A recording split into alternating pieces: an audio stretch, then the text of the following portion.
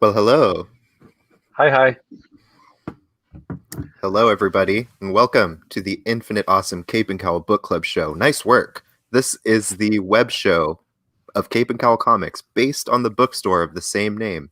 And this is where we like to get together and discuss some books that we love and have loved and want you to love as well.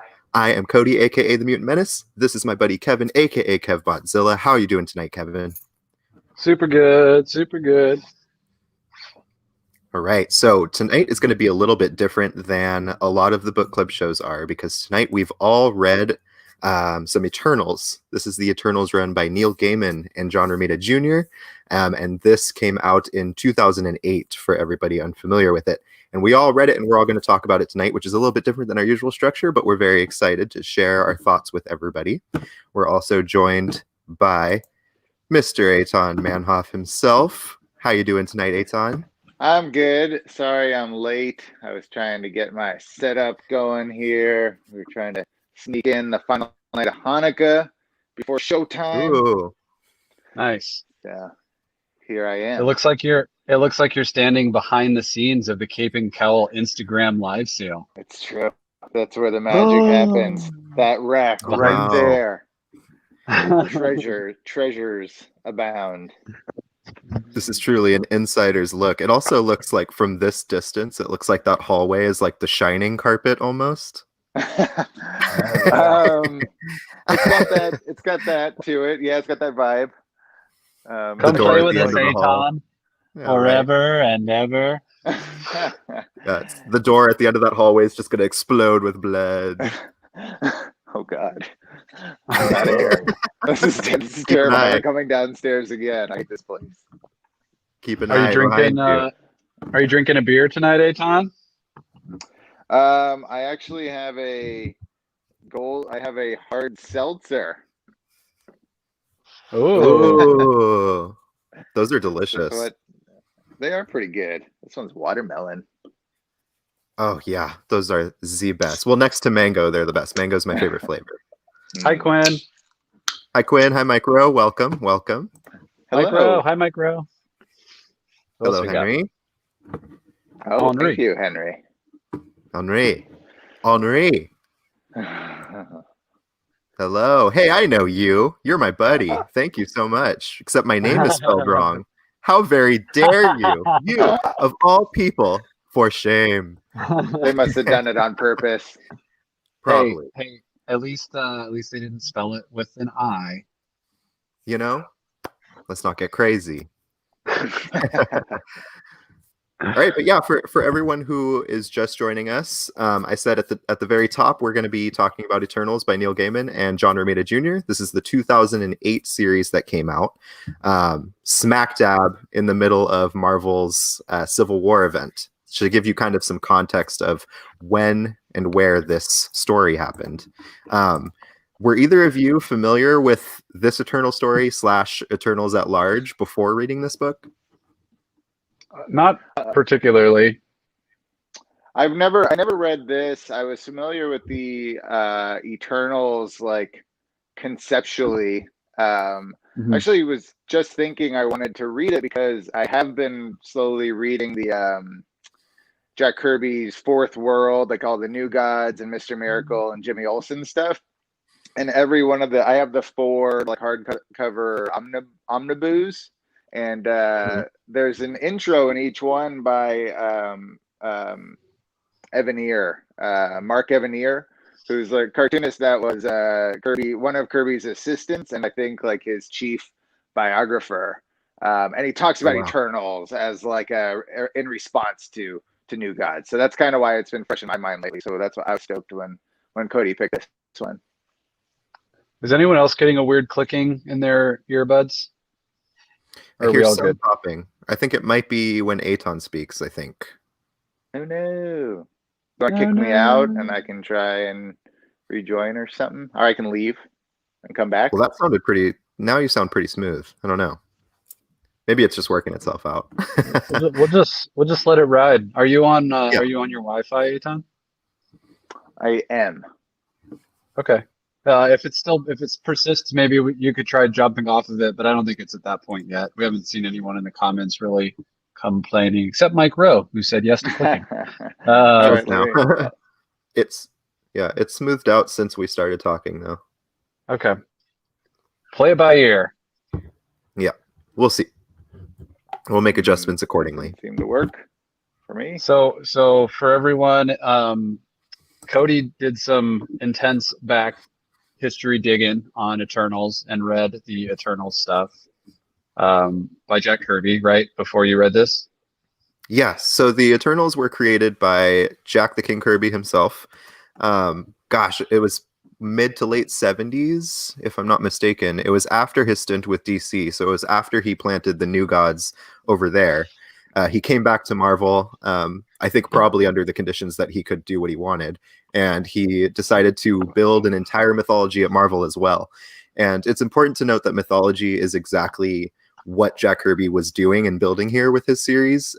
With his work at DC and the New Gods, it was very much kind of biblical, and he was playing with, Genesis and Apocalypse. He was really playing with a lot of like almost religious aspects, and he came to Marvel, and when he did Eternals, it was mythological, in particularly Greek mythology. So he's playing with a lot of familiar figures, which is interesting because Marvel would go on to have a lot of actual Greek gods in their pantheon, which is kind of funny in terms of how the Eternals fit in alongside such similar beings, which we'll get into because I think that part's fascinating. But yeah, Jack Kirby created them. I did a full read through of Jack Kirby's material. I finished all of it. It's a very small run. It's 19 issues plus a double-sized annual. And the annual is fantastic, but he was cut short after 19 issues, which is a shame because he really seemed like he was having a lot more to say and do with these characters. But of course, yeah, these things are often cut short. They came back with a run in like the mid 80s, and they integrated a little bit more with the Avengers, but it never quite stuck. It never really caught people the way Kirby's run did because it wasn't him with the characters, and people kind of floundered with it. No one knew what to do. Actually, at the time, a lot of the letters pages were just aflame with people taking umbrage with the fact that these Eternals cannot coexist with the Marvel universe. They were really getting up Jack Kirby's ass about this. I mean, I read the letters pages from each of these issues, and all of them were like, you can't have this when there's spaceships and aliens already. Like, what are you going to do? There's Thor, that's Norse myth, and it's real. Like, they were really going for it. And Marvel editorial's like, don't worry, this takes place in the Marvel universe. I'm not sure if Jack wanted it to be. They made it sound like he did, but the Marvel bullpen was a lot of smoke and mirrors and a lot of like, things that they wanted people to hear. All of that's unclear. We'll probably never know what he really wanted, but there was actually a lot of complaints about how they would fit into the larger Marvel universe. Get out of here. Get those guys out of here. No Jack Kirby for you. I mean, we'll get into it, but I have some thoughts about that too, but we'll get into it. It was actually kind of funny because it wasn't until a little bit later in the 80s when Mark Gruenwald, for people that don't know, Mark Gruenwald was an editor and writer at Marvel, known for his massive retaining of Marvel continuity. He's one of the continuity gods over there. He found a way to make the Eternals fit into the larger Marvel universe beautifully, which we'll get into if we have the time. We want to talk about the actual book. I could go on all day about this stuff, but we should probably get into the real book, and if we have time, I'll share with you some really cool stuff that I learned in my big Eternals adventure recently. I was mesmerized by all of that. Are you gonna bless us with some knowledge as we go through the Neil Gaiman run as it relates to the Jack Kirby stuff, or did you want to go over some of the Jack Kirby stuff in depth before we get into Neil Gaiman?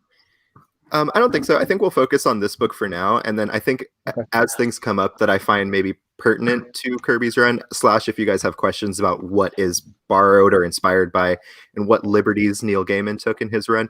It's important to note Neil Gaiman's a huge Jack Kirby fan, and he loved the Eternals growing up, so he had a very vast knowledge of, their origins and what the hell these guys are, which we'll get into because I wanted to state, I can't stress enough that this book is a great entry point for the Eternals. It's written in a way that you don't have to know who they are, what they do, where they came from. This book gives it all to you in exposition that is maybe a little forced, but effective because it tells you everything you need to know.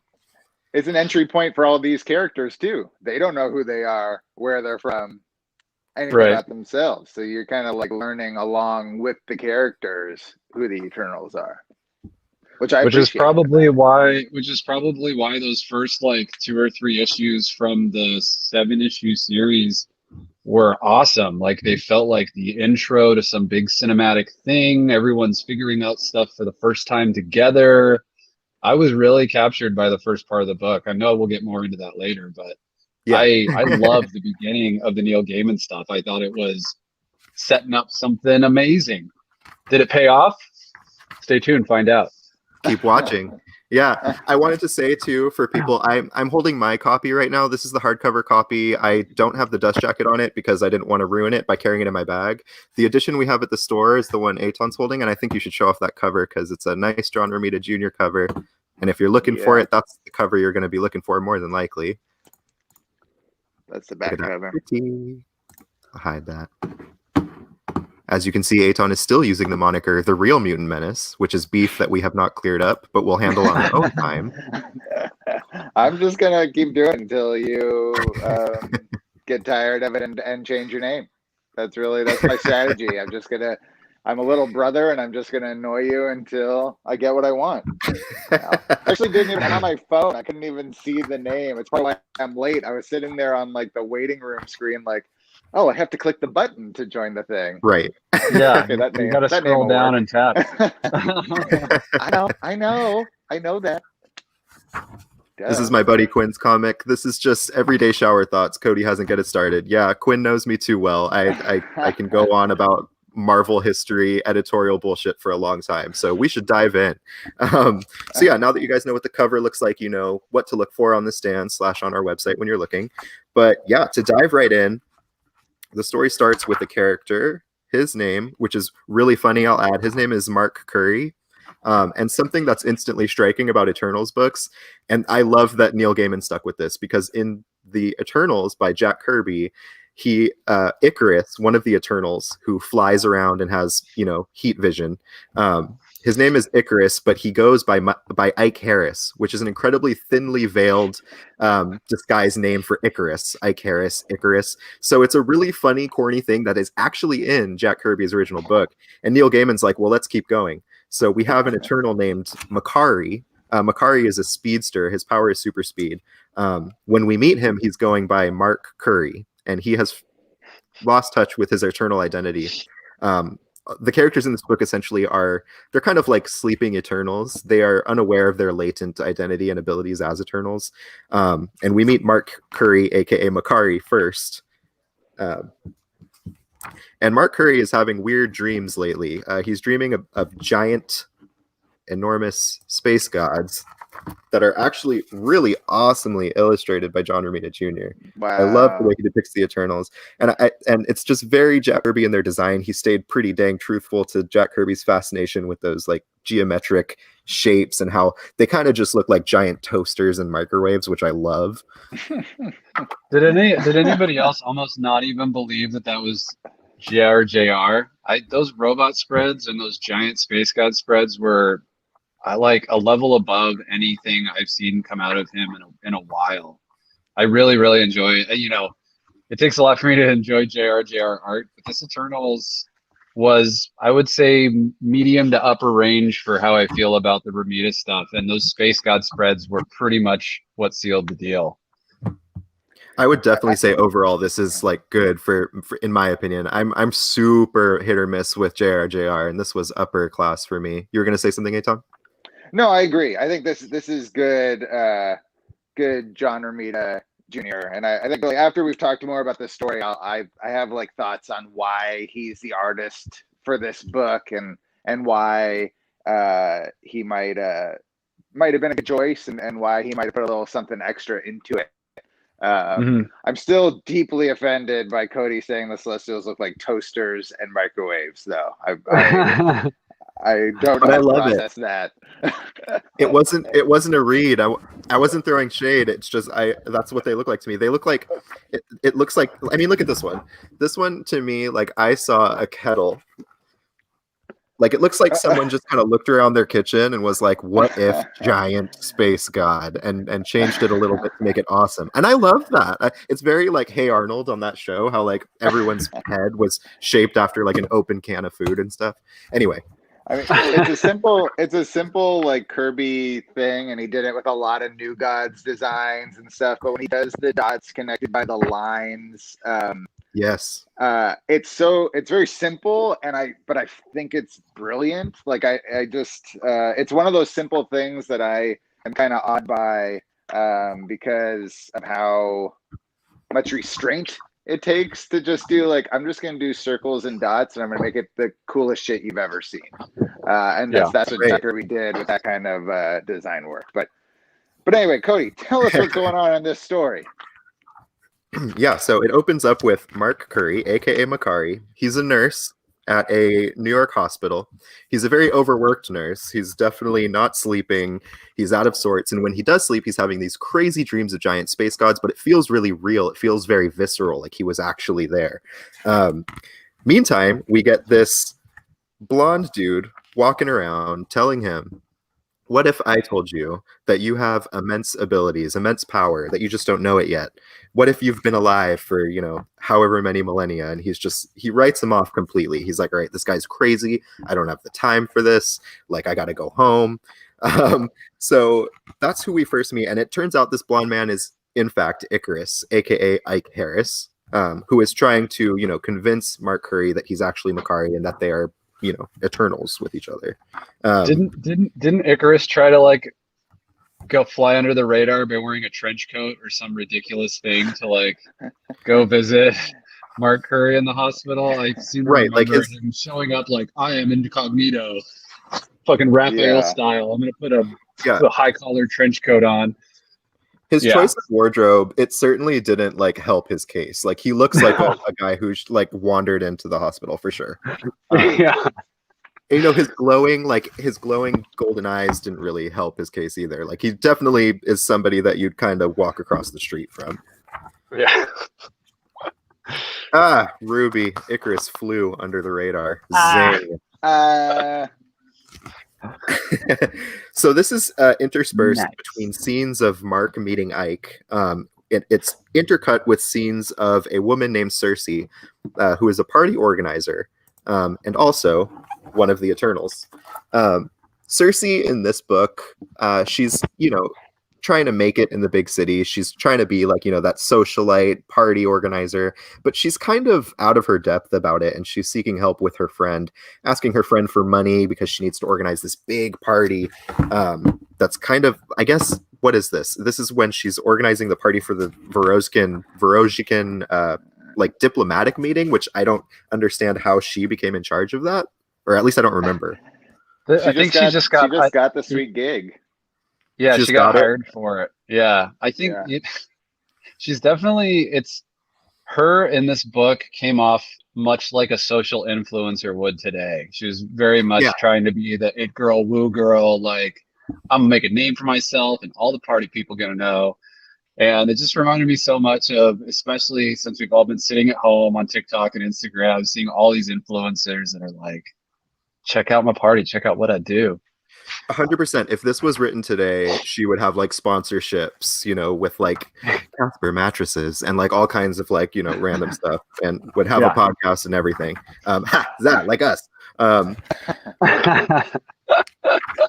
yeah, so she's organizing this party that's going to be a gathering of a bunch of like figureheads from like the UN or something, and like scientists from like they're attracting scientists, right? That's what this foreign government asked. They're like, we want famous people and scientists to come to this party, right? That's very clearly their goal. There is nothing sinister happening here. No, I don't know how the people that hired her checked her references and they're like, yeah, we're good to go. Like what gave them the impression that she could land this client list? Okay. Well, we'll get to that, because there's an ulterior motive here. We're trying to gather Eternals is the point. Someone is gathering Eternals together, because when the Eternals get together, they form what is called the Unimind. And that's a shared mind, kind of a shared consciousness that's ultimate power, and they're in touch with everything. I think we kind of like us. I think Kate and Cowell, these three guys you're looking at. It's like forming a Unimind. Yeah. But Eitan, I think you were going to say something. You were pointing to the book very aggressively. Oh, well, I was just saying, I think I know how she got the job. They state their budget in here. They had $200,000 to throw this big extravagant party. I think she was the cheapest option. I think she was cheap, and she was through this. I mean, this party she throws is epic, and she did it on a budget. Did any of the people that hired her have any inkling that she was an Eternal? I mean, could that have been why they hired her as part of the plot to gather Eternals, or is that not at play in this story? I was under the I don't think impression they that mention was it. true. Yeah, I don't know if it's mentioned. I was under that impression just because I know that throughout this book, it's important to note that all of them are being essentially manipulated. And Mhm. the problem is that Ike Harris is awakening and he's trying to wake up others. We'll get into who is doing all the scheming very soon. But to move on with our story, let's see. So we're at the, or no, we're not at the party. She's planning it. Okay, yeah. So we get a scene with Ike Harris, aka Icarus. I'm just going to start calling him Icarus, but it's so fun to call him Ike Harris. Icarus is essentially attacked by these no good looking dudes on a rooftop who are fighting him. I'll maximize my screen. And this is good John Romita Jr. too, because it's that visceral action that he's good at, and Neil Gaiman just lets him do his thing for 2 pages, which is really cool. But these 2 thug-looking dudes beat the hell out of Icarus. They throw him off the building. Icarus lands on one of those nets that they have in cities with tall skyscrapers. He falls into the net. They toss a bomb down, and they just blow Icarus up with a bomb, literally. Boom. Which is kind of like a big shocker in the issue to get you to be like, what am I reading? Because another thing that's important to note is that Eternals cannot die, hence the name Eternals. They don't age, they don't fall to sickness, they're in perfect health all the time, and they never die. And even if you atomize them, their atoms are rejoined in these high-tech chambers underground, which is a very Jack Kirby thing. It's like a recombinator, so he gave it a great name. So instantly, these guys are probably onto the fact that it's hard to kill this guy because they just blew him up with a bomb. That also dropping the bomb seemed like such a brutal and like overreaction when I first read it. But then I remembered that the entire impetus for what was happening in the Marvel universe fit really thematically. I mean, Civil War happened because a school full of children was wiped out by a superhero that detonated essentially. And I just felt like there were points during the story, which I know we'll get to, that just seemed unnecessarily dark or just like really abrupt, but it totally fit with the stuff that was coming out at the time. It's just kind of weird to read it so much after the fact and try to place those things, Right. And that I think the next biggest thing that happens in this issue is Icarus is healing from this vicious attack. He's healing in the hospital, and guess who's helping him? None other than Mark Curry. And Mark's talking to him, and he's like, look, I don't understand how your injuries are healing. Like, tell me what's going on here. What's this crazy stuff you've been telling me? Because Mark Curry's also a little bit interested because he's having those wild dreams. So Icarus starts to tell him, and this is where we get our first heavy exposition, courtesy of Neil Gaiman. And this is our big history lesson before the first issue's over. We learn a lot about the Celestials here, and in a nutshell, the most important takeaway is that in the beginning, in the dawn of time, on Earth, early stages of human development, were all these proto-humans, ape-like in their form, not fully developed humans yet. We get what is called the first host, and this is essentially the first group of Celestials that visit our planet. And these guys are basically explorers, and they tamper with life, and they do experiments. Each of them has an expertise, which is pretty cool. But they come to Earth, and they find these proto-humans, and they run their experiments, and they make 2 different groups of beings out of, the underdeveloped human beings. They make the deviants, which are essentially genetically unstable creatures that breed like rabbits, multiply quickly, but none of the species, they all look like different species essentially, because the genes don't, if 2 deviants have a baby, it's going to look like neither one of them. It's going to be this brand new, crazy looking thing. And they're kind of looked on as abominations, and they're just kind of wild, savage creatures that are genetically unstable and far from, perfect. I loved that though. I loved that every single one of the deviants is essentially its own species. That was such a cool, I liked the deviants immediately when I read that. Yeah, it's a really cool idea. And the other proto-humans are also taken in a separate group and made into the Eternals, which are the exact opposite. They're these perfect, beautiful beings that have all these powers and are just superior in almost every way. But it's interesting because far less Eternals were created. Deviants outnumbered them by the thousands. And so once the first host leaves, the Celestials are off our planet. The Deviants actually have the upper hand over the rest of the developing humans. So the Deviants actually rule the world essentially for a while. And they use proto-humans as their slaves, and it's a gnarly, gnarly rule that they have. And that would stay the same until the Celestials came back for the second host. When the second host gets here, they decide that they're going to get rid of the Deviants. They're disgusting. We're going to push them underground, and we're going to eat a bunch of them. Which is a cool visual too. I'll show you some. I feel bad not showing some of this art because it's actually really great. So this is the first horde, or the first host rather, arriving on Earth. Oh, so good. Look at that lion. That lion is savage looking. Spiky elephant. I wouldn't even pet that giraffe. That looks dangerous. I love that page. Experimentations on the proto-humans, turning one half into deviants and a small group into the Eternals. Ouch. And this is the second host when they return to Earth to wreak havoc on the deviants. And after they did that, the Eternals essentially served as caretakers for the planet. They aided in keeping the deviants at bay so that the humans could develop normally. It's important to note, by the way, they left a lot of proto-humans alone completely to let them develop as time would have it. So they were kind of the control in the experiment, and that's how you get you and me, everyone in the Marvel Universe. What's really interesting, and I'll put this here now because it makes sense to say it now, an interesting bit of trivia is that there's one Celestial who had his own secret project. Now, his secret project was that he was going to take a group of proto-humans and plant one latent gene inside of this group. When you hear latent gene in the Marvel Universe, what do you think of?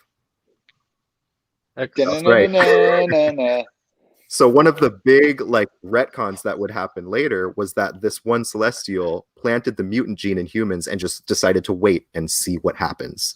And eventually we get mutants and the X-Men, which is a whole crazy aspect of this mythology. It's not touched on in this book, but I wanted to say it here because we're talking about, the beginning, which is really cool. It's obviously a retcon. In the 60s. It was supposed to be, mutants came from the atom bomb and all kinds of stuff. But they kind of worked that in, being the atom is the thing that triggered the Celestial gene that was planted in them. Anyway, it's just a cool bit of trivia. That's cool.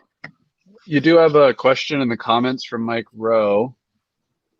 He's asking, are they on the other side of Earth, or aren't they on the other Earth in our orbit opposite us, or are those the mutants?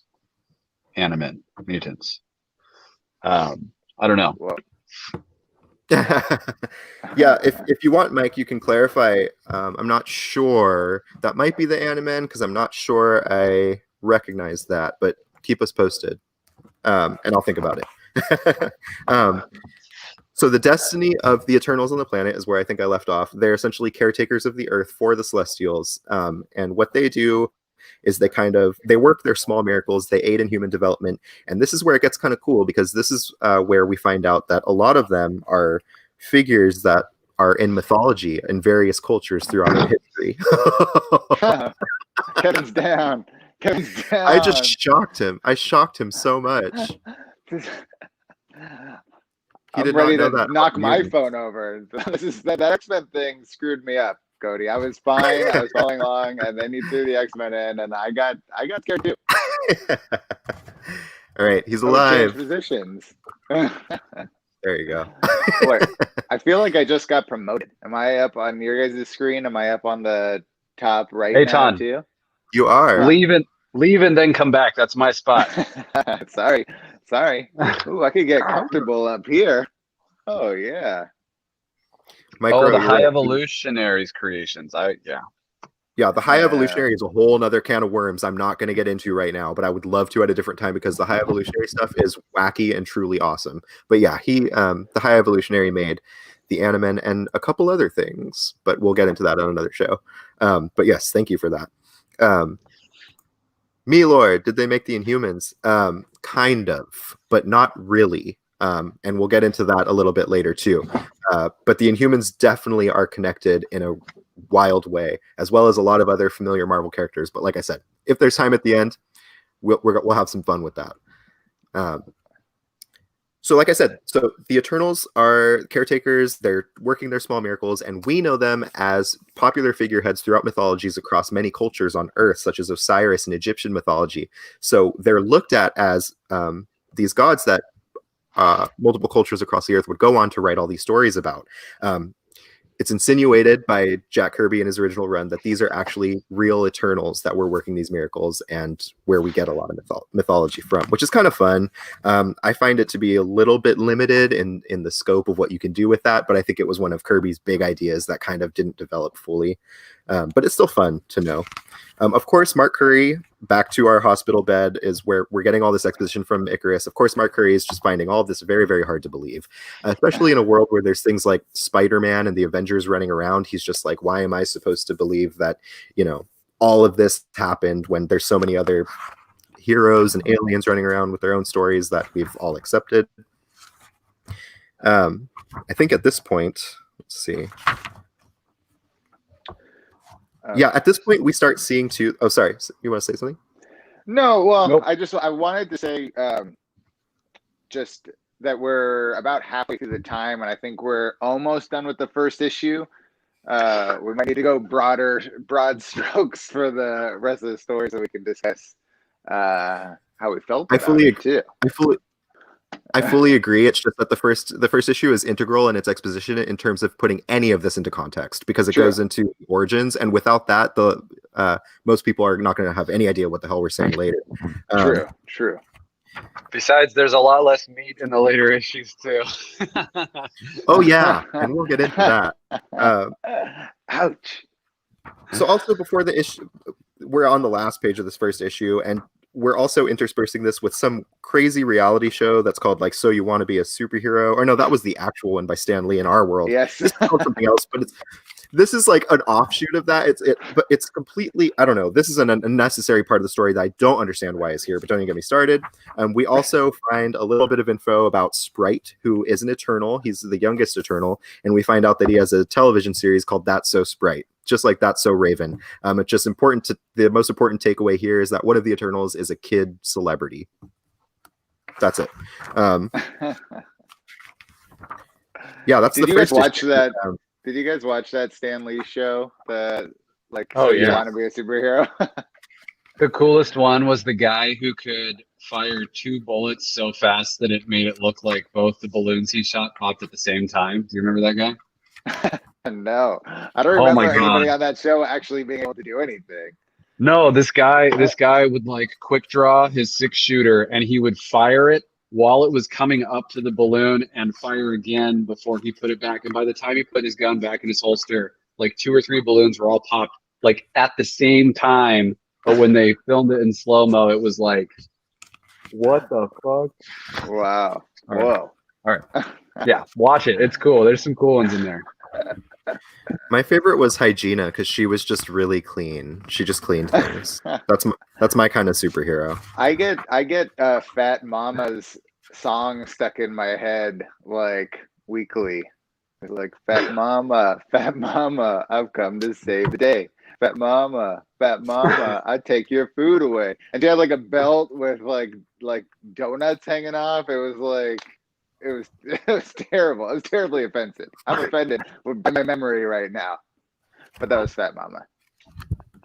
Matt has a comment. I remember that. It's called Double Tap. I think that's in reference to what you were talking about, Kevin. Yeah. Oh, nice. That guy was awesome. All right. And this is actually, there's another. Oh, no, it's okay. There's another comment right here that we might as well talk about to help with the broad strokes. Me Lord. If they don't age, does the kid Eternal ever grow to be an adult? That is very, very keen of you to mention right now, because actually a huge plot point of this book is Sprite is done being a kid. He's pissed. He's been a kid for countless millennia, and he's over it. He's sick of being mentally developed in a child's body. He wants respect. He wants adulthood. He wants to be looked at like any of the others. And frankly, he wants sex. And that's a huge part of this story. And it turns out that he's the one in this book who's trying to stop the process of the Eternals awakening and becoming Eternals again, because he has ultimately, I mean, I guess we'll stop going in chronological order and do broad strokes. He's actually the one that has found a way to turn all the Eternals human. So that's why Mark Curry doesn't remember these things. That's why Icarus barely remembers either, and he's trying to remind everybody. It's because they have all become pureblood humans, and as such, they have lost their abilities, lost their history and their memories. And this is the doing of Sprite, who essentially, during a formation of the Unimind in the past, he was able to tap into the life force and energies of the Dreaming Celestial. So the Dreaming Celestial is one of the Celestials and his host basically took mercy on the deviants. When all the deviants were being consumed and buried, he was the one that objected to the plans, and as such was punished by being put to sleep and buried under the earth, where he would dream for all eternity. And during a formation of the Unimind with some other Eternals, Sprite made contact with the Dreaming Celestial and utilized its abilities to start affecting reality itself. And his first order of business was to become a real boy. Much like Pinocchio, he wants to be real and flesh and blood and normal and feel all these things. Most of all, he wants to hit puberty and sleep with Cersei. He points that out. Because Cersei is a very powerful female figure. She's very, sexually liberated, and one of his points of contention is that Cersei's never slept with me, which is like, that's one of his motivations that he really drives home in this book. I wanted to point out too. I know I just dropped a lot of bombs, but I wanted to point out Cersei's history as a character is actually amazing. She's probably my favorite Eternal because the way Jack Kirby wrote her, I don't think was typical of a lot of characters in like the Silver Age. She was very clearly like powerful. She was confident. She was sexual. She hit on men all the time in the pages of Kirby's run. She still wasn't really let in on the action for some reason. Like women were just so, even as superheroes, were written so poorly back then because Zurus, the Lord of the Eternals, is always like, Cersei, no, you stay here. And she's like ready to fight. She's just as powerful as anybody else. Her power is of transfiguration. She can turn anybody into anything she wants, but she has to stay at home. Anyway, but still, despite that, Cersei's always been a very strong character and a partier. For anyone that is familiar with Greek mythology, Cersei has a long storied mythology there. She was all about parties and feasts, and one of her major stories in Greek mythology was that she threw this epic feast where she ended up turning a bunch of these foolish men into swine. She turned them all into pigs for shits and giggles and for some other stuff. But Cersei's a great mythological figure. There's a whole book written about her that's really fascinating. But she was a party girl, even in Greek mythology, who had very complex ties with Odysseus from the Odyssey. Anyway, that's a lot of backup information that you don't really need, but it makes her cooler with that context. I like that backup info. That's the kind that I want. So absolutely, yeah. Give us so in that way. I think it's clever that Neil Gaiman decided to make her like a party planner. I thought that was clever because even in Kirby's run, she never misses an opportunity to just stop and dance. She loves music. She loves being alive. So it's really like a cool little touch that he did with her there. Who? Anybody else want to talk a little bit about this book? I thought it was weird. I thought it was weird that if Sprite was going to alter reality, why didn't he just become a man? Did he really want to go through puberty and the pain of turning from a child into a full-grown adult? That was a really weird part for me. I didn't understand why he picked to stay a child and grow up naturally. He very much did. There's a line where he says, I could die at any minute. Isn't that awesome? Like he wants all of it. Yeah. Gods are not content with what you and me want. Gods want everything. Right. They want to feel getting old. They want, because if they can't, they want the one thing they can't do, which is grow and feel all of it. So I think he wants to live out the rest of his life as like a superstar and then hit puberty and then go crazy. Well, I think it's like superhero Rumspringa. So we talked about Cersei planning that party, and it's for this government of this imaginary country. I think it's an imaginary country. Is it a real country? It's imaginary. No, country. I don't think so. I think it's imaginary. But anyway, Maybe. the leader of this country is also a dormant Eternal, right? He's one of the Eternals, and he wants the scientists for something. whatever. And like for the first handful of issues, it's like he's being set up to be the villain of the story. But that's not really how it pays off. Like once, I mean, we're getting into like spoiler territory and stuff, right? Like it's time to like dig into our feelings about this book, like we're spoiling a little bit. Okay, so he has his awakening. I should say, like, I really like this idea of the heroes. I thought it was done really well. Like this hero's awakening are these like Eternals who didn't know who they were, you know, slowly figuring out who they are. I really like that about this book. So the guy who's the leader of this country also, you know, realizes who he is, gets his memories. He's like, I'm this bad guy, or I'm this kind of dark Eternal. And it looks like he's going to be the main bad guy. But as soon as like you see him in his costume and his getup and everything, he's like, I'm here to fight with you against those mutants. And they're like, okay. Wait, what? You were the bad guy for like 5 issues, and now we're just like, let's go, bro. We're gonna get those monsters. I was like, that threw me off a little bit. I was really expecting like a showdown with him, and it definitely did not happen. Yeah. So a major to tell you what, since we have to move the show along, to tell you like what's going on here. By the end of this book, what they're trying to do is wake up this dreaming celestial. It's actually, I don't even think they're trying to. I think it's just something that's happening as a result of the Eternals waking up. So they're trying to figure out how to contain the Celestial's power, basically. So that gives you a framework of what's going on. And the whole thing is Sprite's machinations of manipulating all the Eternals into getting what he wants, which is to be human. And then we meet Druig, who runs this country, who is also an Eternal. And like Aton said, it's this weird plot where you think he's gonna be the guy they have to go against, and it goes nowhere, and we don't talk about it. And then at the very end, he's on their side, which is very Eternals if you think about it. I mean, because they are a unit, they always work that they have to form the Unimind to all be on the same page, so they're not really one to fight each other very often. They're not like the X-Men; they're not always fighting each other. But essentially, what's weird to me is that what I struggled with this book is several things. Amongst them is the organization of, or the characterization rather. I didn't know who was supposed to be the big bad we're focusing on, which is not always bad, right? Like I love a good morally ambiguous set of characters, but this was a situation where it felt like we were going somewhere and we would constantly go left. When we're going to zig, I felt like we almost always zagged, and I don't mean that in like a fun way. Like it kind of felt a little bit straining a lot of the times, because you think Sprite maybe is the main villain, right? Because he's tricking all of them. And then you think maybe Druig is the main bad because he has like very like Purple Man powers, like from Jessica Jones. He can make people see things based on their fear and in effect make them do things.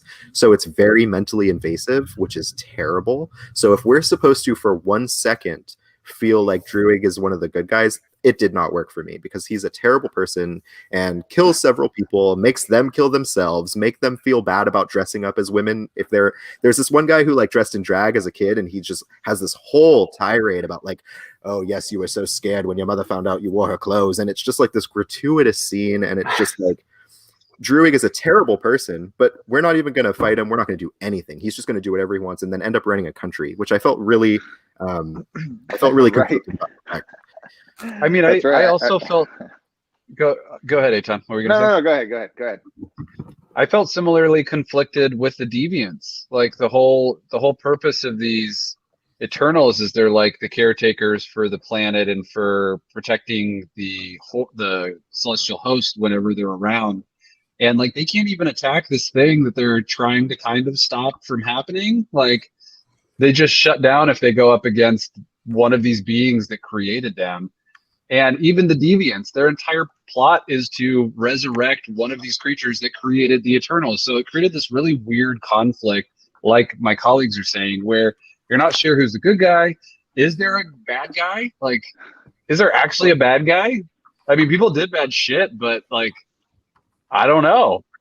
Well, you bring up the what are they called? The monster people? The Deviants. So yeah. Okay, so we think we're gonna get the throwdown with the leader of that country. I'm sorry, I'm blanking on everybody's names. I'm the worst That's fucking okay. storyteller. But there's the Eternal who's leading the country, who's clearly the bad guy, seemingly, right? And Druid. you think you're gonna get the throwdown with Druid, and it doesn't happen. So then you're like, okay, Druid, you're with us. Let's go fight the deviants. And then this army of deviants comes, and it's still like it's a bunch of like low-level looking monsters versus essentially like a Justice League level team. So you're like, that's not really super exciting. But then even that, they're like, you know what? No, we're not gonna do that. There's one deviant who's gonna fight one Eternal. And they're like, okay, here we go. Here's the fight. And then those two guys come together and they're like, I'm not gonna fight you. I'm not gonna fight you either. End. Story's done. That's it. That's it. It was I couldn't believe it. I couldn't believe it. Yeah. It blew me away. And you know, Cody, what you were saying earlier, which I didn't know about the original Eternals run, that Circe was always kind of a sideline character, you know, putting baby in the corner. I mean, I fucking get it. With her power set, that fight was the most anticlimactic shit I've read in a while. They were starting the fight, and she's like, "You're a tree," and the bad guy turns into a fucking tree, and that was the end of the fight. It was literally 3 panels, and I was like, I understand. After you mentioned what you mentioned about her in the past Eternal stories, I mean, what are you supposed to do with someone who can just turn anybody into anything? Like, why would there ever even be a fight? Yeah, it's certainly a wacky late Silver Age power that does not age well, but it's very accurate to Circean mythology, and I think that was Kirby's whole thing, right? Was to be like to mirror mythology. I also wanted to mention, I'd be remiss if I didn't mention the character of Thena. I feel like we need to highlight her because she's actually really badass. Thena is Jack Kirby's Athena analog from Greek mythology, so she's very warlike. She's a badass warrior and a great fighter, and she's clad in this awesome golden armor that I'm trying to find. But well, she's on the cover there in it. Yeah, there she is. And she had this moment that I wanted to point out because I laughed out loud. I couldn't, like, it's so amusing to me. But basically, when she awakens, she has a kid. So this is not typical of Eternals because they don't really breed. So Thena is living her human life with a family, essentially, and she has a kid. And then it's really cool. This is one of my favorite scenes is because she's sleeping here on the couch, like, with her kid, just at home, like, right before she awakens. And then she has these crazy dreams of her just defeating an entire army of deviants single-handedly, no help. She's just ravaging them. She wakes up from this dream and she has awakened as a full-fledged celestial, or sorry, as an Eternal. And she looks at this kid, and it's this crazy moment because she's realizing this is my son, but it's not. I don't know what this is. And she picks it up like kind of just like, you know, a cat or a dog by its like neck skin and just like looks at it. And it's just, I love the way John Romita depicted this because it shows such a disconnect from this thing that like it's your kid. You don't look at and pick up your kid like that. And I love that touch because it was truly like when an Eternal awakens, they're just like, what is human life? This is not my people anymore. So that was kind of a heartbreaking. It was heartbreaking, and then it was comical because her decision is to take this kid along on their big mission to the Dreaming Celeste. She just packs him up and goes. Yeah. She just puts him on that shit that Icarus was floating, and she's like, "Let's do this." Guess it's hard to find a babysitter.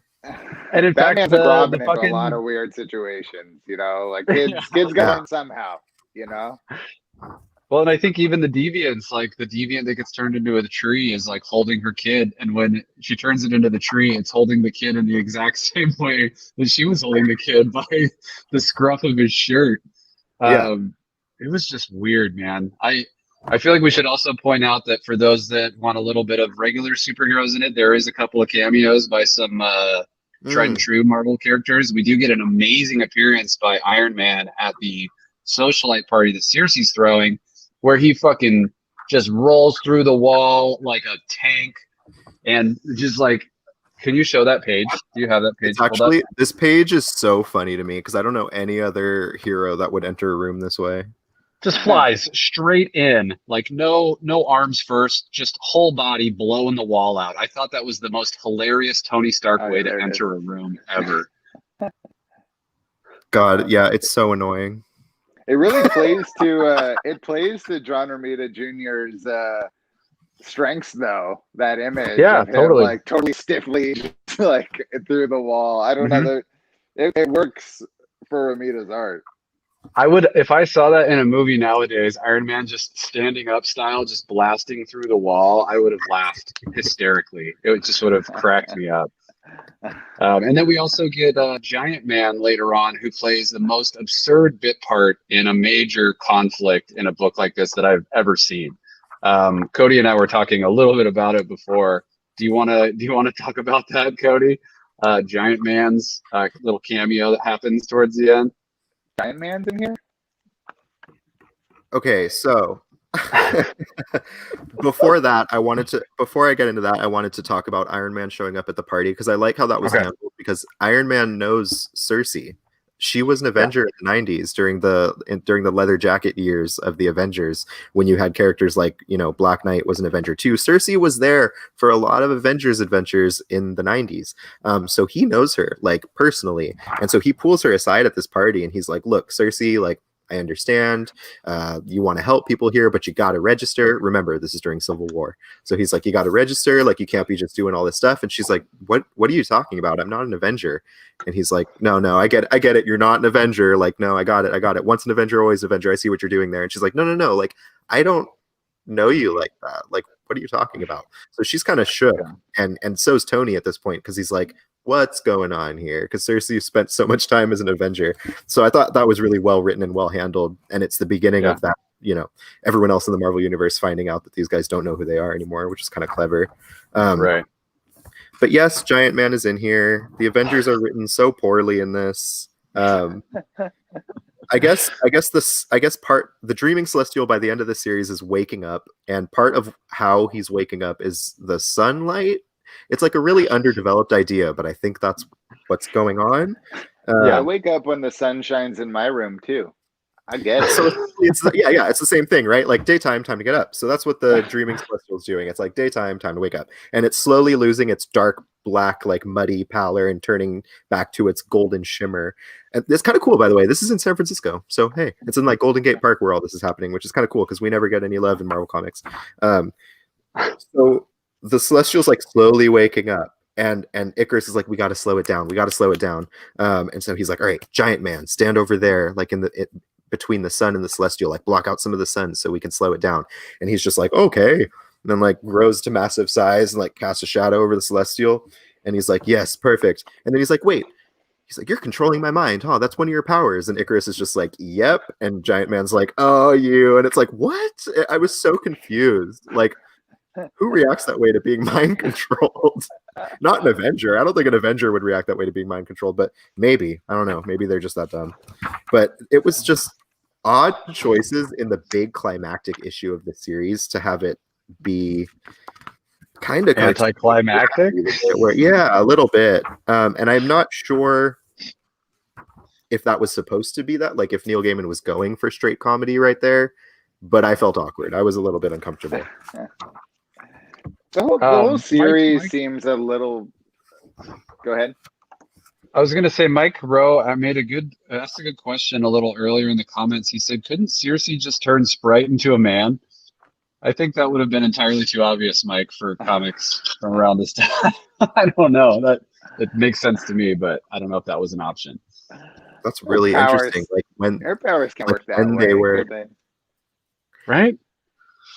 Well, that's getting into the technical aspects of eternal on eternal action, right? Like how much can they affect each other with their powers? Yeah. Are they immune? Are they immune to each other's powers? Right. But that's a good point. Right. Yeah.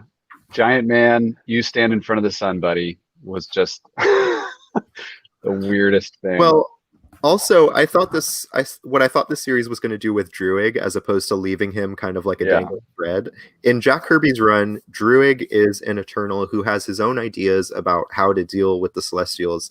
And it's important to note that the head Celestial is always here to judge the planet. So the largest Celestial is kind of the leader of the host. And he decides, usually in Kirby's run, I think it's 30 years' time, he's going to plant himself there for 30 years and just observe and learn. And he's impervious to things like tanks and human defenses. But he's just going to stand there and observe and learn. And at the end of this time, he's going to decide how he wants to change the world, if he doesn't want to change it, or if he wants to wipe it out completely. It's up to this celestial by the end. Druig has his own ideas about this, and he's kind of a dissenting eternal. And he wants to kill this giant space god. So Druig is a sleaze in Kirby's run too, and he knows that Icarus, embedded inside Icarus, is the answer to how to get rid of the Eternals, for no reason other than I think Icarus was Kirby's main character, right? So the main character needs to have something special to them. So Druig kidnaps Icarus in that run and tries to get the answers out of him. So Druig is a sleazeball, he is a manipulator, and he is historically a dissenting eternal. So I thought, cool, great. Neil Gaiman is going to take that and give us a new kind of Druig to take us down this new path of villainy. And he does, and then it stops. And it's a little bit baffling to me. And that's not to say that Gaiman didn't know what he was doing. It's Neil friggin' Gaiman. Like, he knows what he's doing. I just don't think it translated well, and I'm not sure it has aged well. It's important to note this is a 2008 book, so I don't know. Cody, you talked to me a little earlier about the letters in the back of your volume, right? They're the original pitch by Gaiman, which seemed cool as hell and entirely different than what we ended up with. So it seemed to me after we talked a little bit about that like, I don't know if I should place as much of the, I don't want to say blame, but as much of the, whatever, I'll call it blame. The blame for the book being so-so in parts on Gaiman. There was a lot of editorial stuff that happened behind the scenes that we have no idea about. Maybe they're just doing the best they could. I mean, it was still cool. I liked the beginning. The end was just lackluster. If this book came out today, it would be a 12-issue maxi series for sure. And I think a bunch of the ideas that, because I think we all agree that the first like 3 or 4 issues are really strong. The slow awakening, the one person knowing, then the next one, then the next one, then the next one, and then getting the motivations. It's strong. Like it had me thinking that like there's an Eternals movie coming, and I really hope this is what they do. Like, I really hope it's modern day and these people are waking up and learning who they are. And that was really strong. And then there was the different elements that we talked about being crammed into what we were expecting to be like a final confrontation. That like, what if you gave each of those things 3 issues? What if Druid had 3 issues to go from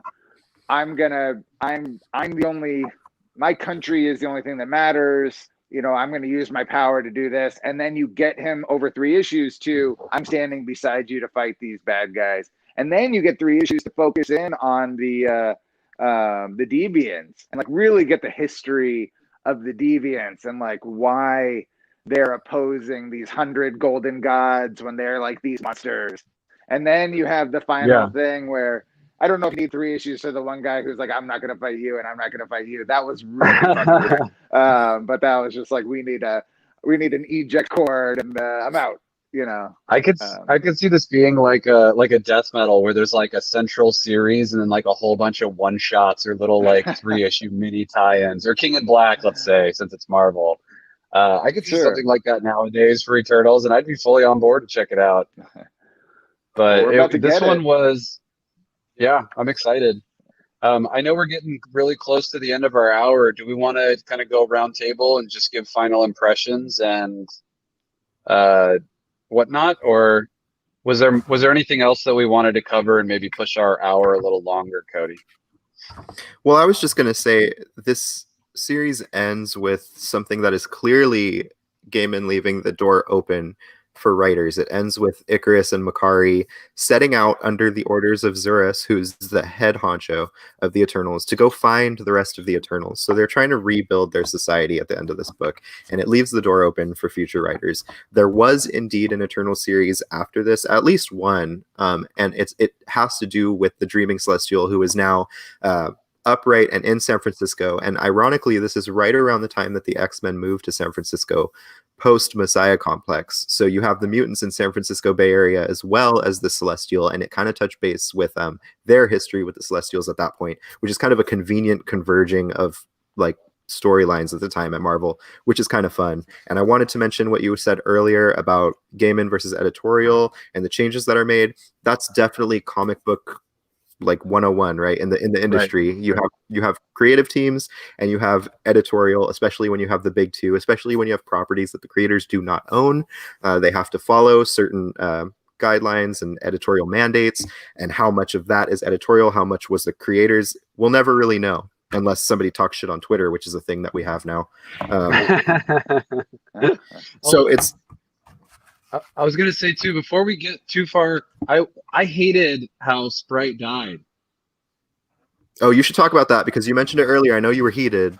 I was heated. I was heated. I know we're gonna go a little over the hour. Hope you guys can stay with us to check this out. But so there's a point after Sprite's machinations are revealed and essentially diffused, and Sprite essentially leaves to go be a kid and live in the world. And who's the big bad guy? Or the big head Eternal? What's his name? Zurus. Zurus. Zurus finds him on a train, riding in coach, as like a kid all by himself, who's also a superstar who no one seems to notice is sitting there.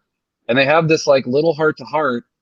And Zurus gives him a hug and snaps his neck on the train and leaves the body of a child, megastar, on a train. It was so jarring and weird. And I read it and I had to go back and I had to read it twice. And I was just as dissatisfied and weirded out by it the second time I read it. I don't know. How did you guys feel about that? I thought it was like completely unnecessary. It's funny. I was thinking about it in the context of like this coming out at the same time as Civil War, and it was almost like Neil Gaiman throwing a Mark Millar moment in there, sure. I'm gonna have this big guy kill this kid. Like, wow. Like, and it really like that was the first thing that came to mind. I was like, Neil, you're way better than this, bro. You are not Mark Millar, and that's a good thing, man. Like you don't have to kill kids on trains. You don't have to do that. You know. Is this the reason we got Kick-Ass? God, maybe. Thanks a lot, Neil. Thanks, Neil. It just seemed very jarring, especially given the context. They were having such a heart-to-heart about Sprite's intentions and what he wanted out of life, and then snap. Like, yeah, okay, cool. Yeah. So, go ahead. Sorry. Oh, I just wanted to share my final thought on the book real fast, and it's about the artwork. We've the three of us, I think, are not the biggest group of John Romita Jr. fans. No disrespect, dude's had a hell of a career and has done everything, and good for him.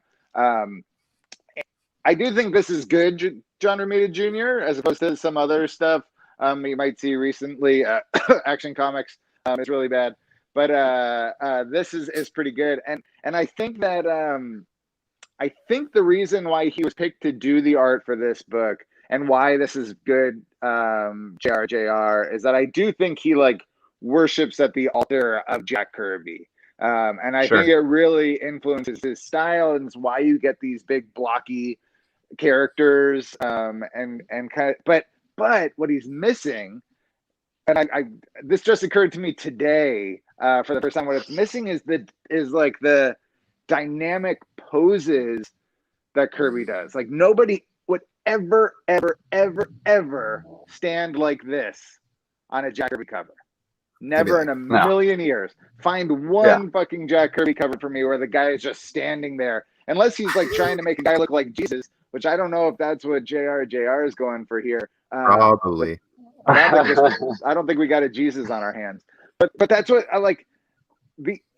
He's got like the buckiness and the exaggeration and all this stuff. Everybody's stiff as a board, and Kirby was like, doesn't he have the famous drawing of like you've got a guy like throwing a pitch or throwing a punch, and like this is a good pose.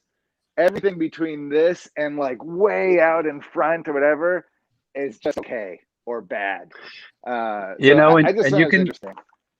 And you can tell when JR is not really feeling what he's doing. Like, for example, Action Comics, a lot of the awesome action scenes that we saw in Internals where they were fighting and it looked really cool. In Action Comics, it's replaced with a bunch of motion lines to show where the fist is just flown from and to. And I don't know, like this, I would put probably in my top 3 JR things. I really also like Kick-Ass. I think it's up there with that as terms of like production quality and all of that. And it really does depend for JR on who he gets to color his stuff. I mean, it really does change the feel of it. And this one delivered. I would give JR nearly top marks for it. It was a really well done book, especially for the time. Yeah. Thumbs up, Junior. Thumbs up. Okay, Cody, your turn. Last thoughts. Yeah, so basically, in closing, I do want to say that this is a good entry point into the characters because it treats you with, respect as a reader. It does walk you through it. It's not going to throw you into something and not tell you who they are, where they came from. So it's a good history lesson of the Eternals. It's affordable and it's available. I highly recommend checking out Jack Kirby stuff as well. It's Jack Kirby. You can't really go wrong, but there's a lot of really rich mythology to find in these characters. They're immensely important to the Marvel Universe and nobody cares, which is like the really weird part about the Eternals is because like, I agree with what you said, Eitan, about how like this would be a great launch pad for the movie. If they could adapt some of this and kind of improve on its shortcomings, the idea of average Joes like you and me just walking around, living our lives, working our jobs day and night, being tired, the whole, American way. And then to slowly realize that, wait, you're not really American, you're a damn Eternal, you're all powerful. Like it's a cool narrative for the MCU.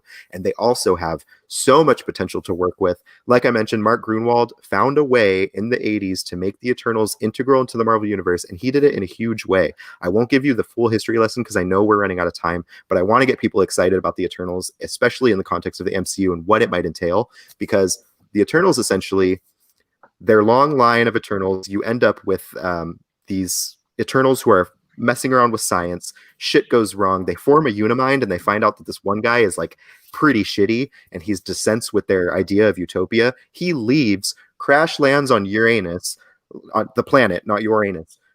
He crash lands on Uranus, finds Kree technology, takes the Kree technology, moves to it crash lands onto a moon of Saturn called Titan. He forms a community on Titan. This is the beginning of the Titans. Guess who was a Titan? Thanos. Guess what made Thanos different than the other Titans? Thanos was born with a deviant gene. So just to get you kind of excited, if the MCU decided to pursue this, it could really make ripples across the thing because Titans, Thanos' people, are an offshoot of Eternals. So there's so much rich mythology to dig into here, courtesy of Jack Kirby, enhanced by the amazing Mark Grunwald, who I'm a total fanboy for, made it integral into the Marvel Universe, and there's so much meat to chew on, so I highly recommend jumping in. Man, now I'm going to read all that stuff. I want to see the Titans stuff. That sounds cool as hell. There's a brand new Eternals #1 starting in just a couple weeks, probably 2 or 3 weeks away. Oh my God.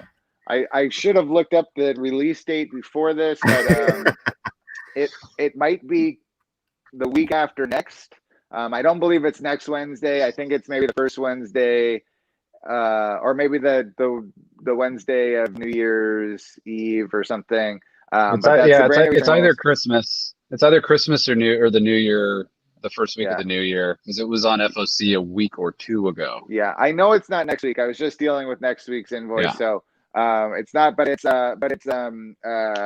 Esad Ribic on art. It's Kieran Gillen writing it. Like it's a dream team. I think it's going to be great. After reading this, I think they are absolutely perfect for that series. So we've got a bunch of copies coming in, but you can hop on their Comic Hub app. Let us know what cover you want, if you want to subscribe, that kind of thing. But read that with us, because I think all of us will be continuing our Eternals journey. Oh, thanks, Raul. January 6th. And they have like 30 covers, so be sure to look at the covers and decide what you want us to get, because some of those we might have limited numbers of. Yes, and Kieran Gillen on writing duties is exactly what the Eternals need. The whole franchise needs a facelift that Kieran Gillen can deliver, because he is a master of characterization, and with the visuals of Esad Ribic, it's going to be an experience, so don't miss out on this upcoming Eternals book. We did it, guys. We plugged the upcoming stuff. We talked about the old stuff. This was great. Thank you guys for joining us tonight. I learned some stuff about the Eternals and the Titans and things that I want to dig into. Hopefully you did as well. Many, many thanks to our illustrious host this evening, the Mutant Menace, and the owner of Cape and Cowl, the real Mutant Menace. I'm sure one day they'll get that naming issue figured out. We'll see. Yeah, but thank you guys so much for joining us and sticking with us past our hour mark. Do we know what our next book is for? Sorry, I'm sorry. I just want to talk to you guys forever. I had to leave early. I know. Do we know? Do we know our next book club style book like this we're gonna do in case anybody wants to read with us and chime in? You know what? I really enjoyed the amount of digging into the backstories that Cody did, and so I've picked a similar book. I think that we're going to do volume 1 of Once and Future, which intersects with dozens of Arthurian legends and various fairy tales. So hopefully I have enough time to dig into some of the back history on that stuff and make some notes. But we're all going to be checking out Once and Future volume 1 next week, I believe. So if you don't have a copy, I have a big stack next to me. Hop on the website, grab one, pick it up before next Thursday, and we can all go through it together. Yay. Okay, guys, get out of here. Go home. Go home. You're done working. Go. All right. We hope you liked our review. It is available on Comic Hub or, on our store website, rather. Pick it up if you'd like. And I hope you guys had fun. Thank you so much for showing up and participating in the chat. Thanks.